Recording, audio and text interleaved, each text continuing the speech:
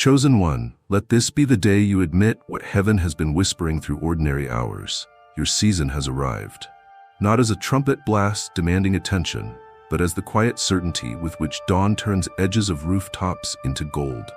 You did not force this hour into being. You kept faith with smaller ones, morning vows made in rooms no one photographed, the steady labor of aligning word to deed, the daily permission you gave your spirit to grow instead of perform. In time, those hidden fidelities learn to sing the same note. That note is your atmosphere now. People step into it and recognize themselves more kindly. The feminine, attuned to sacred weather, feels peace standing upright in your presence and understands, sometimes before a single word is traded, that you are not an audition, but an answer. There is a right kind of pride to take into a season like this. It does not strut, it stands. It does not shout, it shines. Be proud as a steward is proud when a field long tended finally yields wheat high enough to brush the palm. The pride is not in possession, it is in participation. You partnered with grace to cultivate a life that welcomes the truth of others without swallowing it, a life that meets softness without greed and strength without theatrics. Carry that pride as posture, not costume, so it can survive rain and routine, applause and silence alike. Others will feel it as steadiness rather than an edge. Steadiness is what invites first choice, because it makes promises believable. Do not confuse the arrival of your season with the end of apprenticeship. Seasons are teachers as much as rewards. This one will tutor you in the humility that keeps favor breathable. Your task is to remain aligned while attention grows louder. Choose the same small obediences that brought you here. The unhurried greeting that gives dignity time to arrive, the careful word that lands like shelter instead of spotlight, the quiet refusal to spend tomorrow's integrity for today's impression. Let gratitude be the gravity that holds your orbit. Gratitude keeps pride from swelling into performance and turns affirmation into assignment. When someone's eyes settle on you with trust, hear the invitation inside the compliment. Be who you said you are, again. Being first choice is not a verdict on others, it is a responsibility toward them. The feminine singles who now regard you as their first yes are not trophies in a cabinet of self-worth. They are sovereign souls reading the weather you have made, deciding whether their futures can breathe here. Your work is to protect the climate they are discerning. Guard your peace so it remains exportable. Guard your boundaries so your generosity stays clean. Guard your speech so your honesty continues to build rather than impress. You have become a house with doors.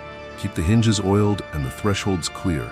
Let your welcome be wide and your rooms well named. Prepare your heart each morning as a sanctuary and a workshop. In the sanctuary, place your ambition on the altar with a blessing that sounds like restraint. Let me want what strengthens love. In the workshop, shape your hours into usefulness. Reply with clarity, arrive with attention, leave with the space better than you found it. The feminine senses when a man has given his day a purpose other than his own reflection. Purpose trained by service turns admiration into safety, and safety into desire that does not have to apologize for existing. This is how a season remains a season, instead of a headline. Remember also the holiness of selective no. Becoming first choice will multiply offers that orbit your name rather than your calling. Some of them will look like honor while aiming at your center. Say no in sentences that keep doors unbroken, and say yes to what keeps your soul legible. When your inner weather is clear, those who choose you will be choosing truth, not a performance they must pay for later. The chosen ones are recognized by this clarity. Their magnetism is not a trick of light. It is a covenant with reality that others can trust enough to build upon. Let your pride carry tenderness for the road behind you. Bless the version of yourself who did not yet know how to hold this hour. Bless the mentors who steadied your hands, the friends who told the difficult sentence in time, the quiet corrections that kept your steps from drifting. This tenderness will protect you from the loneliness that sometimes shadows visible seasons. Tenderness keeps corridors open between your present and your past so compassion can travel freely. When compassion travels, power stays human. And when you meet a gaze that lingers a moment longer than you expect, do not weaponize it into proof of worth. Receive it as a sign that a soul has recognized a place to rest. Make it safe to keep looking. Make it safe to look away. Make it safe to return. In this way, the arrival of your season becomes a blessing shared rather than a status displayed. The blessing is simple to name and difficult to counterfeit. In your presence, people remember how to be true without being afraid. Let that be the banner over this chapter. Hold it high, hold it humbly, and walk. Chosen one, the force that turns you into a first choice is not volume. It is voltage. Not the kind that shocks, but the kind that lights rooms steadily enough for decisions to be made without panic. This energy hums beneath your silence because it was built in silence. Breath by breath, vow by vow, in the hours when you trained your attention to serve more than your ego and your desire to arrive as blessing before it arrived as pursuit. The feminine, whose body reads weather faster than words, feels this current like a hand placed lightly between the shoulders, encouraging posture to rise. She does not move toward you because she is dazzled. She moves because something in her soul has found a rhythm it can trust. Trust begins in the way your presence holds. You do not lean into rooms hunting for proof. You stand in them until proof forgets it was needed. Your calm is not an act. It is a byproduct of alignment, the congruence of appetite and ethics, longing and law, tenderness and truth. Congruence removes the micro-tremors of performance from your voice and hands. It lets your eyes welcome without inventorying, and your laughter include without reducing.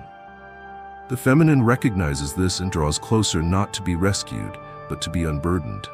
Near you, she can put down the work of translating herself into palatable pieces. Your energy makes full sentences safe. This movement you inspire is subtle and sacred. It is the shift from bracing to breathing, from scanning to seeing, from negotiating for dignity to inhabiting it. You do not provoke it with argument. You allow it with attention. You ask questions scaled to humanity rather than theater. What felt true today? What would make tomorrow kind? Where does your courage live right now? Questions like these are gentle keys in old locks. They open not for conquest, but for air. Air is what wakes soul fire without smoke. When a woman's interior air clears, her direction returns. You become the witness to that return, not the reason she needed rescuing in the first place. Your energy is both warm and bounded. Warmth without boundaries invites dependency. Boundaries without warmth invite distance. You carry both like matched instruments tuned to the same song. Your yes is generous and proportionate. Your no is clean and survivable. You do not dangle your attention like bait, nor do you hoard it like currency. You locate your center in something larger than approval, and from that center you offer presence as a gift rather than leverage. The body knows the difference. It learns quickly that closeness to you will not be taxed in fine print. This is the moral of your magnetism. No one has to get smaller for you to remain luminous. Let your leadership remain an invitation, not an imposition. The strongest signal you send is not "follow me." It is "we can go together without losing ourselves." You set pace by listening, direction by purpose, tone by reverence. You insist on honesty without cruelty, on pleasure without erasure, on decision without domination. The feminine moves toward this with relief, because it remembers what too many rooms have forgotten, that power is at its best when it makes goodness easier. When she steps into stride beside you, she is not graduating into your orbit. She is entering her own with company that respects the journey. Prepare your energy each day as if it were a sacrament. Power that blesses is power that has been blessed. By silence that tunes, sweat that steadies, words that repent, gratitude that recovers sight. Feed your current with clean sources, truth that does not flinch, beauty that does not seduce into forgetfulness, service that does not advertise itself, rest that does not apologize for being holy. When your charge comes from these places, you do not need to siphon life from others to feel alive. You arrive full and therefore free to be curious. Curiosity is a safer current than hunger. This current knows how to hold desire without letting it hunt. You can admire without annexing. You can long without legislating. You can experience chemistry as celebration rather than command. Consent is not a checkbox in your vocabulary. It is a language you speak with your words, your timing, your posture, your pace. The signal that reaches the feminine is simple and rare. I want you, and I want you free. Freedom amplifies attraction without turning it into pressure. Pressure may move a body. Freedom moves a soul. Your energy also refuses the counterfeit electricity of outrage and spectacle. Noise can gather rooms fast, it cannot keep them well. You choose the slower voltage of integrity. You keep promises at scales too small to trend. You practice repair before perfection. You leave spaces as hospitable as you found them, which is to say, you leave them more honest. The cumulative effect of this restraint is a presence that calms before it excites, and then, once calm has returned, excites what is worthy: courage, creativity, tenderness, joy. Being first choice grows from that sequence. You do not aim for the title, you aim for the order that makes it inevitable. Remember, chosen one, that souls move toward what mirrors their becoming. As you become more yourself, you give the feminine permission to become more herself beside you. She chooses you not to escape, but to expand. Meet that choice with reverence. Let your pride be the kind that bows its head to receive responsibility. Let your joy be the kind that multiplies capacity rather than collecting admirers. Let your strength be the kind that keeps doors open and harm out. In this way, your energy will keep teaching without a lesson plan, and those who step into it will keep discovering that their own souls can dance. Finally, hold with tenderness the mystery that some movements you inspire will pass you by on their way to destinies you will never see. Do not call the passing a loss. Call it proof that your current travels farther than your name. The chosen ones live for that kind of evidence. They become conduits through which lives choose life more fully. And when the feminine singles, discerning with wisdom and courage, keep naming you their first choice, receive it as confirmation that the river you have tended is fit to drink from.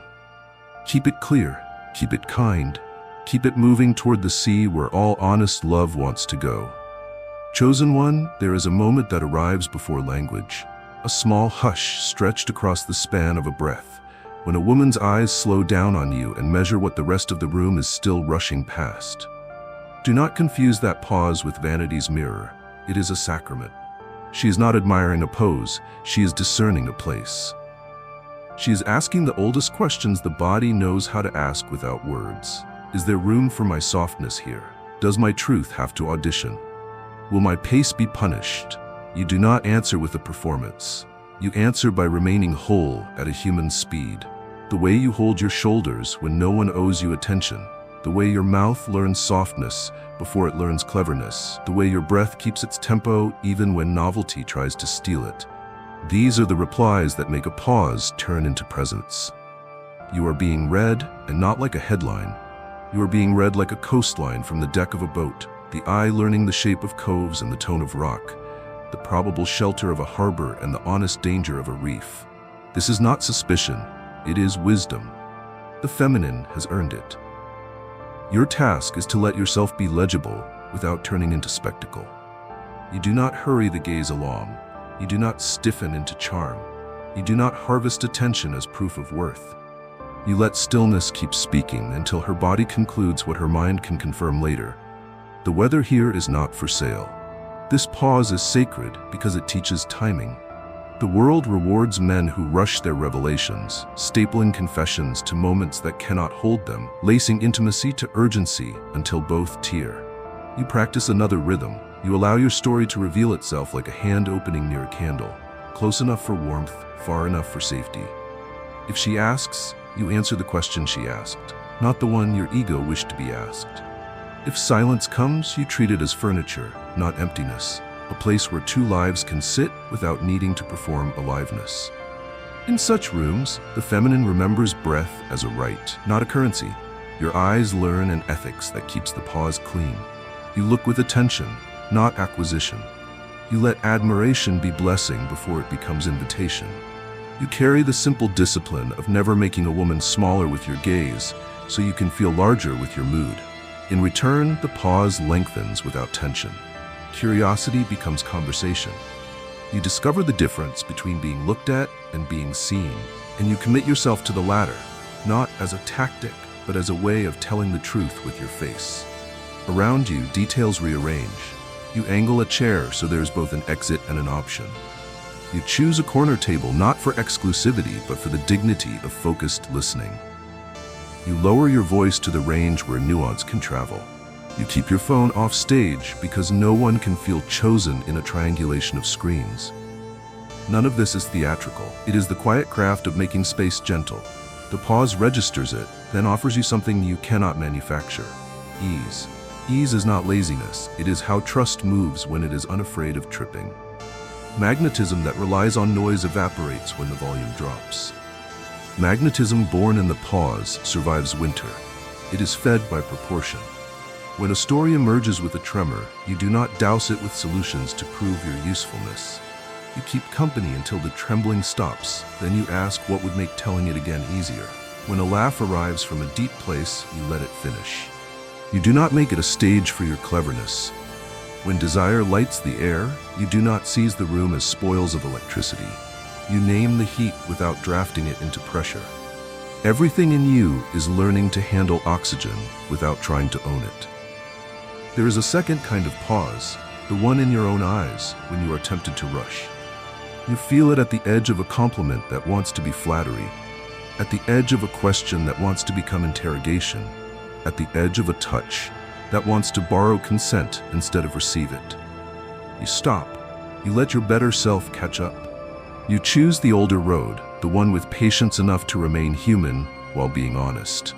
The feminine senses this self-governance and allows more of herself to arrive, not because you demanded it, but because you didn't. Carry reverence for the histories that step into your orbit. The pause may be a veteran of rooms where charm took what kindness should have protected. Let your presence make new math. You hold boundaries that do not bruise. You offer clarity scaled to kindness. You make repair quickly and proportionally when you miss a step, because you care more about the floor being safe than about being seen as flawless upon it. In such conditions, a woman's eyes stop scanning for exits and start exploring for depth. She is not losing caution. She is reclaiming choice. Remember that the pause belongs to her. It is not a signal that you own the moment. It is a threshold you are being invited to keep sacred. You resist the impulse to monetize it with content, to frame it as a trophy, to whisper a narrative about conquest into its quiet. You let it be what it is, a shared noticing that something honest might happen here, if no one hurries. Chosen ones become fluent in this language. They speak it in hallways, on sidewalks, at kitchen sinks, in long drives where the road's hum is the third companion. They protect it because they know that almost every lasting goodness has passed through it on the way to being born. If you want a sign that this chapter is true in you, look for this. After a conversation with you, a woman does not feel borrowed from. She feels returned to herself. Her attention is not wrung out, it is clarified. Her pace is not hijacked, it is honored. Her eyes no longer need the pause as a shield. It becomes a doorway she chooses when depth deserves time. That is the blessing you are learning to carry, the ability to make rooms where a soul can tell the truth without fear of being taxed for it. That is why the gaze lingers. That is why first choice becomes not a title, but a trust. Chosen one. Intuition is a compass more than a verdict, and it points most reliably toward what has learned to be consistent. When a woman says yes to you in her body before her mind has finished the list, it is not magic. It is measurement. She is measuring your weather, not your mood weather, which changes with applause, but your climate. The patterns of word and deed, appetite and boundary, heat and humility that make tomorrow predictable in the best way. To become first choice to the feminine is to become the kind of forecast she can build a life by. Begin with the ordinary proofs. You do what you said you would do at the time you said you would do it. And when the world rearranges your plan, you say so quickly and cleanly. You tell the truth in small rooms so it can be believed in larger ones. You keep confidences without turning them into leverage. You let your calendar preach the same sermon as your mouth. This is unglamorous holiness, and it is what intuition trusts. The body relaxes around a man who does not require memory to carry 1,000 caveats to decode him. You do not outsource clarity to mystery. Mystery has its holy place. There are depths no speech can map, but you never use it to hide responsibilities that should be named. You state what you mean to pursue and what you will never purchase to get there. You make your boundaries visible before touch becomes the language of the hour. You show your appetite its leash and your power its purpose. In this transparency, desire becomes safer, not smaller. The feminine senses that she will not have to negotiate for basic safeties once chemistry is in the room. Her intuition, freed from emergency duty, can return to its higher work of discerning alignment. Your history does not need to be spotless for intuition to trust you. It needs to be integrated. You speak of failures with ownership rather than eloquent excuses. You point to repairs that can be verified outside your narrative. You bless the people who told you hard truths on time, and you do not make yourself the hero of every memory. A body listening for danger hears the difference between confession and performance. Confession closes gaps. Performance widens them with pretty planks that break when stepped on. You have learned to close gaps. Intuition nods. You keep your strength married to gentleness long enough for it to be believed. You do not only protect when the threat is obvious, you also protect in the subtle ways. The way you refuse to make a joke of what costs her. The way you reroute praise to include the hands the world forgets. The way you defend her pace in rooms that try to rush her witness. You do not audition for heroism with high drama. You practice the quieter courage of holding a boundary when pleasing would be cheaper. Intuition tracks this pattern and files it as safety. Safety is the soil where affection stops bracing and starts blooming. You treat consent as a conversation, not a checkbox. You ask aloud. You listen with more than ears. You let a no keep its dignity and a yes keep its freedom. You read the temperature of the moment with generosity, not paranoia, because you are not trying to win a scene. You are trying to honor a person. The feminine learns, at the bone, that desire in your hands will not be used against her. Intuition stops scanning for traps and starts participating in joy. Joy, when trusted, becomes surprisingly sober in the best sense. Fully awake, fully chosen, fully able to leave, and fully wanting to stay. You make repair promptly, proportionately, and without theater. When you miss a call you promised to make, you do not write a novel about your intention. You call and you apologize. When your tone shortens a good thing, you lengthen it with a specific sorry, instead of a general mood. When your assumption tramples a nuance, you set the nuance back on its feet and pay attention until you learn to see it sooner. The heart remembers these micro repairs. They add up to a macro trust that cannot be purchased with one grand gesture. Intuition notes the pattern and begins to rest. You allow her inner wisdom to be the expert on herself. You do not replace her discernment with your certainty. You ask what she notices about a room, and you believe what she says, even when your eyes had missed it. You learn the difference between calming and gaslighting, and choose the former, even when the latter could win you an hour. You defer to her knowledge of her own thresholds and celebrate them as architecture, not obstacles. This honoring does not make you small. It makes the space large enough for two honest lives. Intuition loves generous rooms. Your ambition is legible and ethical. You can name what you are building and the why holds up under daylight. You do not drag people into your plans as unpaid stagehands. You invite partnership where partnership dignifies both. You refuse shortcuts that would spend other people's peace to speed your applause. A woman reading your path from the side of it does not have to choose between admiring you and protecting herself from you. She can do both by doing one, trusting the road you're on. First choice is the natural outcome of such clarity. It is not a prize, it is a prudent yes. You are careful with the power of ritual. You set small, dependable liturgies in place, weekly check-ins that belong to honesty rather than optics, predictable tenderness that does not wait for a special occasion to be true, a habit of ending conversations with completeness, so tomorrow does not inherit unspoken debris. Rituals are how intuition keeps score without keeping a ledger. They prove continuity.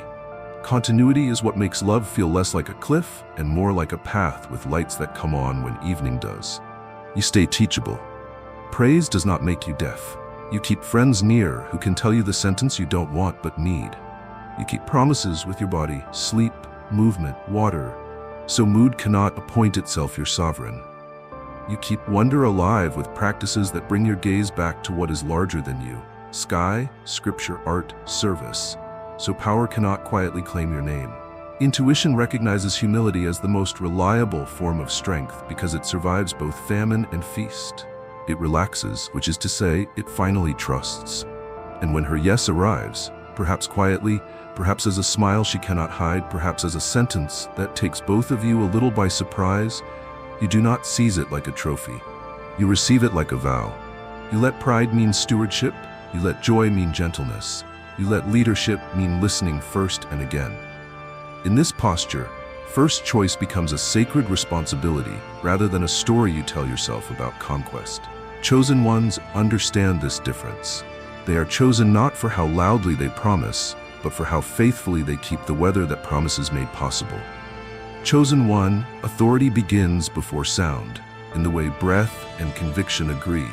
When you speak, feminine hearts do not lean in because your voice is loud.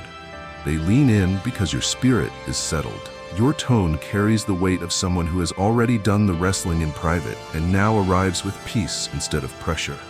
This is why your words land without taking. They settle like rain on a field that was ready, not like a storm that insists on being noticed. You are learning that a voice can be shelter. Shelter is different from persuasion. Shelter does not argue someone into safety. It makes safety obvious. The cadence you choose teaches dignity how to breathe. You do not sprint through sentences as if time were a creditor. You let phrases have enough room to live. In a world addicted to declarations, you have chosen precision. Precision is not cold. It is kind. When you say yes, it is a door that opens all the way and does not swing back to bruise anyone's heel. When you say no, it is a hand on the knob, gentle and sure, leaving the frame unbroken for a day when the answer may change. The body recognizes this reliability and relaxes around it. The feminine recognizes it and trusts the space your voice creates. You have retired the habits of performance that make speech glisten and then rust. Your humor does not spend anyone for a laugh. Your compliments do not inflate to purchase access. Your stories are not auditions for admiration. They are bridges to understanding. You can name your wins without making them trophies, and your wounds without recruiting pity. Honesty in your mouth is not a blade, it is a lantern. Lanterns do not blind, they reveal. In their light, truth is easier to approach, and shame has nowhere to grow. There is a grammar to authority that keeps company with mercy. You practice it when conflict knocks. You lower the temperature until accuracy can breathe. You separate the problem from the person. You choose verbs that carry responsibility without sentencing anyone to smallness. You do not weaponize your vocabulary to outpace a slower heart. You match pace so repair can walk beside both of you. If you misread the moment, your apology arrives with specifics instead of theater, and your follow-through arrives with timing instead of promises. This fluency with repair is part of your magnetism. It proves that closeness to you will not be expensive in hidden fees. You also understand the power of leaving sentences unfinished on purpose, not as manipulation, but as invitation for another voice to arrive. Authority that hoards airtime robs rooms of wisdom. Your speech makes space. You ask a question and actually wait. You feel the temptation to summarize someone's heart to prove you understand, and you choose instead to let them finish understanding it in real time. In that patience, your presence stops being impressive and starts being useful. Usefulness is what the soul remembers after applause goes home. The authority of your voice is guarded by what you refuse to say. You do not traffic in confidences that are not yours. You do not practice cleverness at the expense of kindness. You do not rent outrage to look principled or whisper cynicism to look wise. You spend the currency of your words on what builds clarity, blessing, direction, gratitude. Blessing is not sugary, it is specific. You can describe the exact moment a woman's courage turned the hour, the precise turn of phrase that steadied the table, the small kindness that moved more weight than any speech. Specificity proves attention, and attention is the truest compliment language can pay. You keep your voice at a temperature that feelings can hold. When desire enters the room, you name it without turning heat into hurry. When boundaries are needed, you set them without teaching anyone to be afraid of you. When celebration fits, you let joy expand until the walls can hear it, and still somehow no one is excluded. You do not recruit your tone to do the work your character should do. You let tone be the servant of character. The feminine, reading the weather the way sailors read wind, senses that your volume is stewardship, not theater. Near you, her softness does not have to armor itself to be safe. There is a liturgy to your speaking that begins before dawn. You tune your instrument in the quiet, aligning breath with value so the day does not have to guess which version of you it will meet. You read something that makes the heart taller. You place one sentence in your pocket that you can spend when a room needs courage. You decide what will not be said today, no matter the provocation. You grant yourself the grace of pauses so that hour's adrenaline cannot appoint itself your editor. These small fidelities keep your words from becoming costly to the people who trust them. You can feel the difference now when your voice serves your ego and when it serves your calling. Ego wants to be heard, calling wants to be helpful. Ego hoards the last word, calling protects the first step. Ego collects admirers, calling cultivates allies. The chosen ones are recognized by the way their voices grow communities instead of crowds. A crowd watches, a community participates.